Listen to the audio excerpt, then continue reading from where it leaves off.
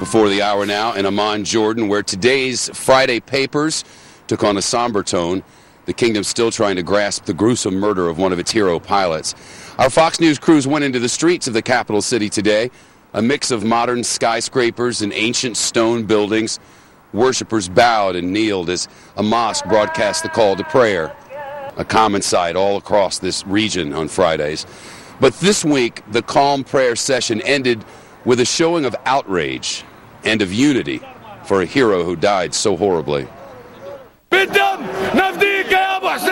With our blood and soil, we'll defend the king. It's what they chanted as some 2,000 people marched down King Talal Street here in Amman. All the Jordanian now together with our king. All the world will be together in this time. Police and security forces led the crowd as folks looked on from balconies above. Old and young, men and separately women, they marched. All that Fox News needs to know is that we're here to rally in support of our king, our country and an army, and our hero martyr. In the middle of it all, Jordan's queen walked with her people, holding a poster of the pilot who died so brutally, yelling death to ISIS. You could hear the anger in their voices, and you could see it on their faces. The people here are demanding payback. Actually, for me, I want our government to stand to stop them, to kill them all. Their government to stand with them and to kill them all. They were holding this poster of Muat al-Kasesbeh, the pilot who died. At the bottom down here in Arabic it says, the martyr. A lot of outrage, but there was a strong security presence at the rally, as there really is across this city. We've not heard any reports of violence at this protest or any others. The Islamic State's barbaric acts only strengthen the world's resolve, it is hoped, to defeat the terror group. That's according to the National Security Advisor, Susan Rice. She spoke today following the release of President Obama's National Security Strategy. It's a new document that covers a wide range of issues. They include countering Russian aggression, stopping the spread of infectious diseases, promoting human rights, boosting cybersecurity, and, of course, fighting the Islamic State and terrorism in general.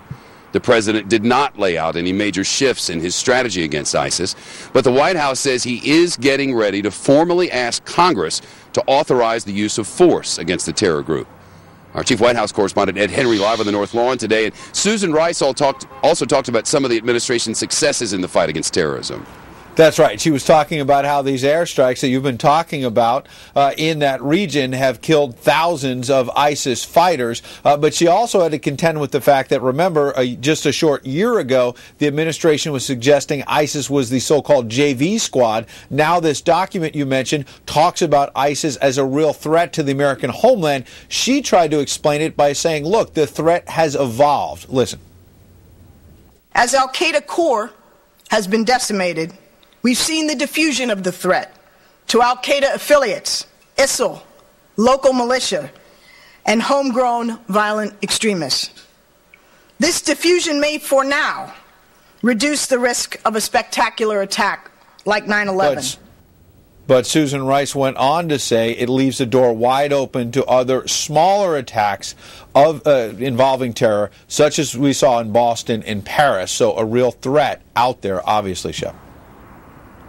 And what today, Ed, from the president's critics?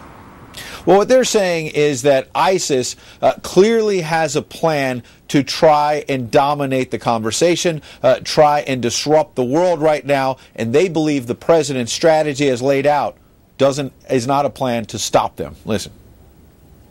We may have a drone plan, or President Bush and the Bush administration had a military plan, but we don't have a political, economic, diplomatic, and primarily an ideological plan to deal with them as well.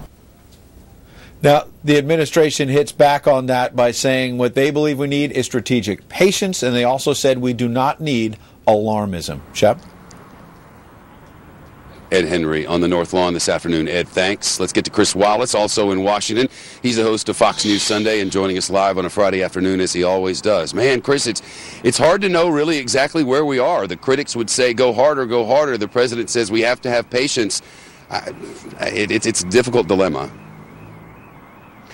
Well, yes, but, you know, just the pictures you showed a few minutes ago, Shep. I mean, when you not only had 2,000 demonstrators in the street of Amman demanding vengeance against ISIS, but even the queen of the country, Queen Rania, one of the protesters, and with a picture of the pilot, and you hear this same kind of, maybe not the same degree, but the same kind of anger in Arab capitals across the region.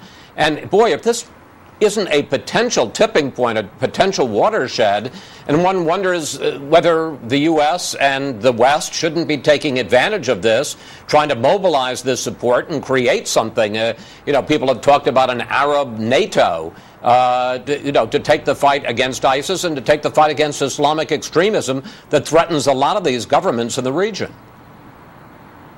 Makes sense on an organizational standpoint, but what they're doing right now is trying to get as much ground information they can, given the circumstances, make these strikes from the air on targets that are available, and beyond that, there doesn't seem to be any appetite, or even beyond appetite, any belief that putting in ground forces would be the right thing to do. So I'm not sure where the escalation is. Are you?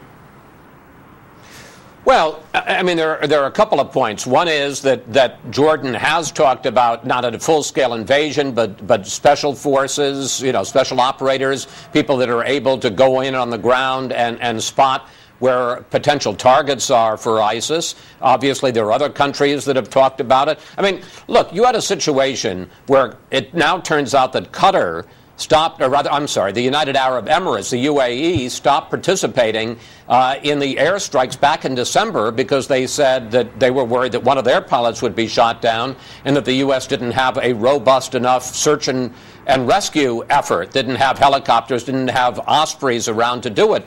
Well, gosh, why wouldn't we do that? Why wouldn't we provide them? Now we're hearing that almost 2 months later that the U.S. is providing those search and rescue resources and putting them in Erbil in the Kurdish area of Iraq. But why didn't we do that 2 months ago? Yeah, I don't have answers to 2 months ago. I'd like to hear them, but we hear these reports, Chris, and we're almost out of time, but we hear these reports of infighting within ISIS over money, ISIS members executing other ISIS members for having differing opinions on things. It's starting to sound like they're having troubles from within and more organization from outside. It feels like things are, I don't know, it feels like things are about to get better. I don't know.